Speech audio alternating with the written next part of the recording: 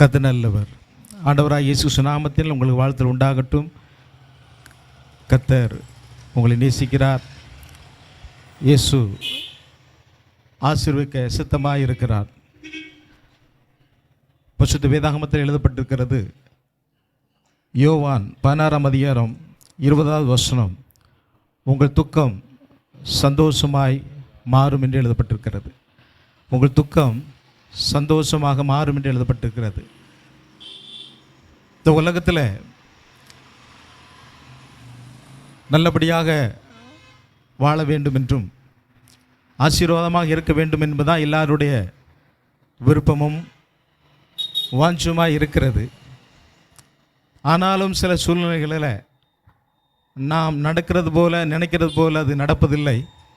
நமக்கு நாம் நினைப்பதை காட்டிலும் இல்லை நாம் விரும்புவதை காட்டிலும் வேறு விதமாக சில நேரங்களில் சூழ்நிலைகள் நம்ம தனிப்பட்ட வாழ்க்கையில் குடும்ப வாழ்க்கையில் நடந்து வருகிறது. அப்பேற்பட்ட சூழ்நிலையில் ஆண்டோடைய வார்த்தை நமக்கு நேராக கடந்து வருகிறது. உங்கள் துக்கம் சந்தோஷமாக மாறும் என்று பரிசுத்த வேதாகமத்திலே எழுதப்பட்டிருக்கிறது. அப்படி தான் பரிசுத்த வேதாகமத்தில் ஒரு குடும்பம் பயங்கரமான ஒரு துக்கத்தில் இருந்த குடும்பத்துக்கு ஆண்டோடைய ஒத்தாசை வந்து இறங்கிறது. 1 ராஜாக்கள் புஸ்தகம் 17ஆம் அதிகாரம் 9லிருந்து 16 உள்ள வார்த்தைகள். 1 ராஜாக்கள் புஸ்தகம் 17வது அதிகாரம் 9லிருந்து 16 உள்ள வசனங்கள் வார்த்தைகள் சொல்லுகிறது. சாரிபாத் அப்படிங்கிற ஒரு இடம். அங்கே ஒரு விதவை தன் ஒரே மகனை வைத்துக்கொண்டு வாழ்க்கை வாழ்ந்து கொண்டிருந்த காலத்தில் அவங்களுக்கு கணவர் இல்லை, கடன் பிரச்சனை, அந்த கடனை அடைக்க கூட வழி இல்லாதபடிக்கு பயங்கரமான ஒரு சூழ்நிலை. அவங்க வாழ்வாதாரத்துக்கே போதுமான அளவு அவங்களுக்கு தேவைகள் சந்திக்கப்பட முடியாத சூழ்நிலை காணப்பட்டது. அவ்வளோ துக்கம், அவ்வளோ பண கஷ்டங்கள், அவ்வளோ வருத்தங்கள். அதே நேரத்தில் அவங்க இந்த உலகத்தை விட்டு இந்த உலகத்தில் வாழ்வது போதுமான காரியங்கள், போதுமான நமக்கு தேவை சந்திக்கப்படாமல் காணப்படுகிறது என்று இந்த உலகத்தில் நம்ம இருப்பதை காட்டிலும் இந்த உலகத்தை விட்டு கடந்து போகணும் அப்படின்னு சொல்லி ஒரு நினைப்பில் இருக்கும் பொழுது ஆண்டவர் அவங்க மேலே அன்பு வைத்தபடினாலே அவருடைய வார்த்தை ஒரு ஊழியக்காரர் மூலமாக கடந்து வந்தது. அவங்க துக்கத்தோடு கஷ்டத்தோடு பாடு வழியாய் கடந்து போகும் பொழுது அவர்கள் துக்கம் சந்தோஷமாய் மாற வேண்டும் என்று எண்ணி ஆண்டவர் சித்தங்கொண்டு தன்னுடைய ஊழியக்காரர் அனுப்பி அந்த குடும்பத்தை போஷிக்க அவர் சித்தமுள்ளவரானார். இதுபோல தான் இந்த உலகத்தில் இருக்கிற ஜனங்கள் ஆசீர்வாதமாக இருக்க வேண்டும் என்றும் கர்த்தருக்கு பிரியமான வாழ்க்கை, நம்முடைய படைத்த ஆண்டவருக்கு சித்தமான வாழ்க்கை வாழ வேண்டும் என்று ஆண்டவர் விரும்புகிறார். ஆனால் அப்படிப்பட்ட சூழ்நிலை இல்லாதபடி காணப்படும் பொழுது அடுத்த ஒரு எல்லைக்கு கடந்து போக முடியாத சூழ்நிலை. எதை எடுத்தாலும் தடை இருக்கிறது, எதை நினைச்சாலும் அது வாய்க்காமல் போகிறது. இந்த உலகத்தில் எப்படி வாழ்வது என்பது அது முடியாத காரியமாக இருக்கிறது. அப்படிப்பட்ட சூழ்நிலை கடந்து போகிற பிள்ளைகளுக்கு ஆண்டுடைய வார்த்தை கடந்து வருகிறது, உங்கள் துக்கம் சந்தோஷமாக மாறும் என்று. அப்போ அந்த சாரிபாத் விதவை தன்னுடைய ஒரே மகன், அடுத்த வேளை சாப்பாட்டுக்கும் வழி இல்லை, அது மாத்திரமல்ல கடன் பிரச்சனை, வறுமை, தரித்திரங்கள் காணப்படுகிறது.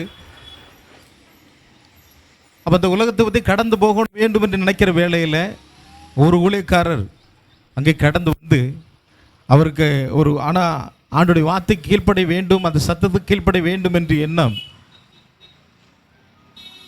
அப்படிப்பட்ட நிலைமையில் காணப்பட வேண்டும் என்று ஆண்டவர் விரும்புகிறார். அப்போ ஒரு ஊழியக்காரர் எலியா தீர்க்கதரிசிங்கிற ஊழியக்காரரை அந்த வீட்டுக்கு அனுப்பி, அப்போ அந்த குடும்பத்தில் இருந்தது கொஞ்சம் ஒரு கலசத்தில் மாவு, பானையில் ஒரு பிடி மாவும் கலசத்தில் கொஞ்சம் எண்ணெயும், அது ஒருவேளை சாப்பாட்டுக்கு தான் அது போதுமானது. அதற்கப்புறம் என்ன செய்யுதுன்னு தெரியாமல் இருந்த நேரங்களில் இந்த ஊழியக்காரர் கடந்து போய் அப்போ முதற்படி அந்த மாவு அந்த எண்ணெயில் சோத்திரம் அந்த அப்பம் அது மூலமாக வருகிற அந்த அப்பத்தை எனக்கு தா அப்படின்னு சொன்னோன்னே அவங்க அந்த வார்த்தைக்கு கீழ்ப்படிந்து அதை அந்த ஊழியக்காரருக்கு கொடுக்கும் பொழுது அந்த வேதத்தில் எழுதப்பட்டிருக்கிறது 3 வருஷம் அந்த பானையில் மாவு செலவழிந்து போகவும் இல்லை, அந்த கலசத்தில் எண்ணெயும் குறைந்து போகலைன்னு சொல்லி அந்த கலசத்தில் இருந்த மாவு 3 வருஷம் குறையாதபடிக்கு அது இருந்ததாக வேதத்திலே எழுதப்பட்டிருக்கிறது. அதே போல தான் நாம் தனிப்பட்ட ஒரு வேலையானாலும் சரி, ஒரு தொழிலானாலும் சரி, நமக்கு ஆண்டவர் போதுமென்கிற மனதோடு கூடிய தேவ பக்தியை மிகுந்த ஆதாயம் என்று எழுதப்பட்ட வார்த்தையின்படி கூட தேவன் அப்படிப்பட்ட சிந்தனை நம்ம காணப்படும் பொழுது ஆண்டவர் அப்படி துக்கத்தை சந்தோஷமாய் மாற்றுகிறார்.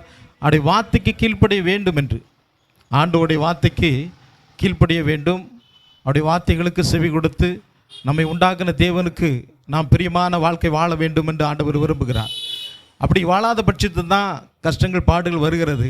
அந்த டைமில் அவர் கடந்து நம்ம நோக்கி வருகிற அந்த சத்தத்துக்கு, ஆண்டோடைய சத்தத்துக்கு கீழ்ப்படிந்து நடக்கும் பொழுது அதில் சொல்லப்பட்டிருக்கிறது, அந்த 3 வருஷம் அதில் எண்ணெயும் குறைந்து போகலை, மாவும் குறைந்து போகலை அப்படின்னு சொல்லி எழுதப்பட்டிருக்கிறது. அதுபோல் கடன் பிரச்சனை, வறுமை, தரித்திரம், இப்படிப்பட்ட சூழ்நிலை கடந்து போகிற உங்களுக்கு ஆண்டோடைய வார்த்தை கடந்து வருகிறது, உங்கள் துக்கம் சந்தோஷமாக மாறும் என்று வார்த்தை. அந்த ஆண்டோட வார்த்தை மேலே விசுவாசம் வச்சு, அவருடைய வார்த்தை மேலே நம்பிக்கை வைத்து அவரை நோக்கி பார்க்கும் பொழுது ஆண்டவர் துக்கங்களை சந்தோஷமாய் மாற்றுகிறார்.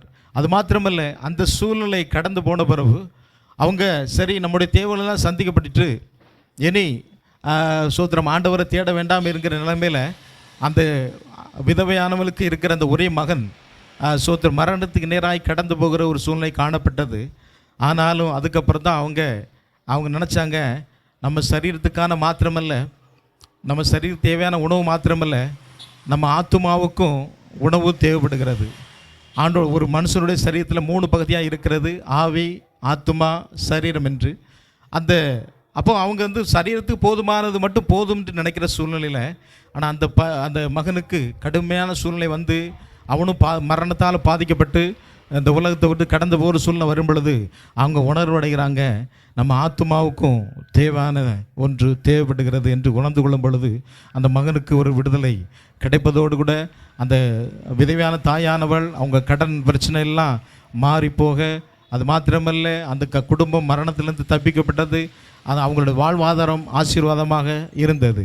அதான் ஆண்டவருடைய வார்த்தை சோத்திரம் நமக்கு நேராக கடந்து வரும் பொழுது அதை ஏற்றுக்கொள்ளும் பொழுது மனதார அந்த வார்த்தை மேலே அவிசுவாசமோ ஆண்டுடைய வார்த்தை மேலே நம்பிக்கை இல்லாமல் போகாதபடிக்கு ஆண்டுடைய வார்த்தை சொல்லுகிறபடி பரிசுத்த வேதாகமத்தில் எழுதப்பட்டபடி அந்த வார்த்தை உங்களுக்கு நேராக கடந்து வருகிறது, உங்கள் துக்கம் சந்தோஷமாக மாறும் என்று எழுதப்பட்டிருக்கிறது.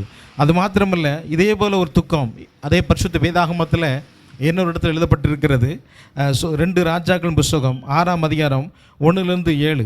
அதில் ஒரு தீர்க்கதரிசி எலிசா தீர்க்கதரிசின்னு சொல்லப்பட்டிருக்கிறது. ஒரு ஊழியக்காரரோடு கூட சோத்திரம் அதில் ஒரு சில ஊழியக்காரங்களாக சேர்ந்து ஒரு இடத்துல கூடியிருக்கிற அந்த சூழ்நிலை காணப்படுகிறது. அப்போ அவங்களுடைய பிழைப்பு அப்படின்னா மரம் வெட்டி சோத்திரம் அந்த மரம் வெட்டி அவங்களுக்கு வேண்டிய கூடாரங்களை உண்டு பண்ணணும், அவங்களுக்கு வேண்டிய சோத்திரம் வீடு அமைக்க வேண்டும் என்று நினைக்கிற அந்த சூழ்நிலையில் ஒரு ஆற்றங்கரையில் மரத்தை வெட்டுகிறார்கள். அந்த மரத்தில் வெட்டுகிற அந்த கோடாரியானது இரவலாக வாங்கப்பட்டது, கடனாக வாங்கப்பட்டது அப்படின்னு சொல்லி அதில் எழுதப்பட்டிருக்கிறது. அதுபோல் சோத்திரம் அப்படி வாங்கப்பட்ட அந்த கோடாரியானது மரம் வெட்டும் பொழுது அது ஆற்றுக்குள்ளே அது ஒரு இரும்பு விழுந்து விடுகிறது, கோடாரியானது இரும்பு விழுந்து விடுகிறது. அப்போ அந்த டைம் அதே நேரத்தில் அங்கே இருந்த சோத்திரம் ஊழியக்காரருக்கு நேராய் அவங்க சொன்னாங்க, ஐயா இந்த கோடாரி இந்த ஆத்தங்கரையில் விழுந்துட்டு இது என்னுடைய சொந்த கோடாரி அல்ல, இது கடனாய் வாங்கி வரப்பட்டது, இது இரவலாய் வாங்கப்பட்டது என்று சொல்லும் பொழுது அப்போ அங்குடைய ஊழியக்காரர் எந்த இடத்துல விழுந்தது அப்படின்னு சொல்லி கேட்குறார். அதுக்கு என்ன அர்த்தம் அப்படின்னா, எந்த இடத்துல நாம் தவறி இருக்கிறோம், எந்த இடத்துல நாம் கர்த்தருக்கு பிரியமான வாழ்க்கை இல்லை கர்த்தருக்கு பிரியமில்லாத காரியங்கள் செய்திருக்கிறோமோ, எந்த இடத்துல விழுந்தது என்று கேட்கும் பொழுது, அது விழுந்து போன இடத்தை காட்டும் பொழுது அதுக்கு மேலே ஒரு மரக்கிளை வெட்டி சோத்திரம், அந்த விழுந்து போன இடத்துல ஒரு மரக்கிளையை வெட்டி எரியும் பொழுது, ஆத்தங்கரையில் விழுந்து போன இரும்பு ஒரு மரக்கிளையை வெட்டி போடும் பொழுது அது மிதக்கிறது.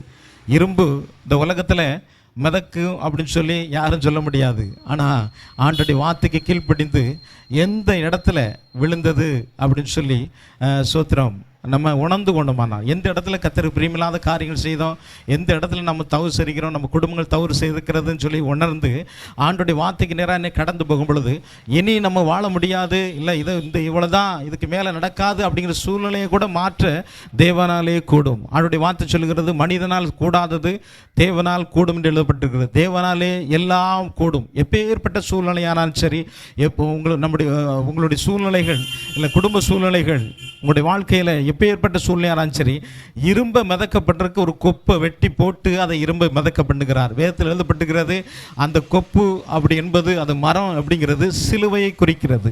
சிலுவை மரணத்தை ஆண்டவராய் இயேசு கிறிஸ்து 2000 வருஷத்துக்கு முன்பாக உலகத்தின் பாவத்திற்காக பாவங்களை சுமந்து தீர்க்கிற தேவ ஆட்டுக்குட்டியாய் வெளிப்பட்டது போல, அப்போ சோத்திரம் அந்த சிலுவையை நோக்கி பார்க்கும் பொழுது, அந்த சிலுவை மரம் அப்படி சொல்லப்படும் சிலுவை மரத்தை அந்த ஆண்டோடைய அந்த சிலுவை மரத்தை நோக்கி நோக்கும் பொழுது அதே போல் எந்த இடத்துல தவறு இருக்கிறோம் அப்படிங்கிற அந்த தவறை மாற்றி இனி தவறாதபடிக்கு ஆண்டோடைய வார்த்தை என்ன சொல்லுகிறது, அவருடைய வார்த்தைக்கு கீழ்ப்படிந்து நடக்கும் பொழுது இழந்து போன எல்லாவற்றையும், இழந்து போன ஆசீர்வாதங்கள், இழந்து போன நன்மைகள், தொழிலில் சூத்திரம், தனிப்பட்ட வாழ்க்கையில் எது இழந்து போன வேலையானாலும் சரி, தொழிலானாலும் சரி, வருமானமானாலும் சரி, அதை தேவன் மிதக்க பண்ண போதுமானவராக இருக்கார். திரும்ப அது நம்ம உங்களுக்கு கிடைக்க அவர் போதுமானவராக இருக்கிறார். ஆனால் ஆண்டவர் சமூகத்தில் எந்த இடத்துல விழுந்தது என்று, எந்த இடத்துல தவறு இருக்கிறோம் அப்படிங்கிறத மனம் திரும்பி சூத்திரம் ஒப்பு கொடுக்கும் பொழுது, அவர் இரும்பை மரத்தின் கிளையை கொண்டு இரும்பை மிதக்க பண்ணது போல கல்வாரி சிலுவையை நோக்கி பார்க்கும் பொழுது, ஆண்டவராக இயேசு கிறிஸ்து நோக்கி பார்க்கும் பொழுது, தவறு விட்ட எப்பேற்பட்ட சூழ்நிலையானாலும் சரி, எப்பேற்பட்ட இழப்பானாலும் சரி, எப்பேற்பட்ட நஷ்டமானாலும் சரி, எப்பேற்பட்ட கடன் பிரச்சனையாலும் சரி, அதெல்லாம் மாற்றி போட தேவன் போதுமானவராக இருக்கிறார். அதனால் இந்த சத்தத்தை கேட்கிற சூத்திரம் உங்களுக்கு கர்த்தருடைய வார்த்தை கடந்து வருகிறது.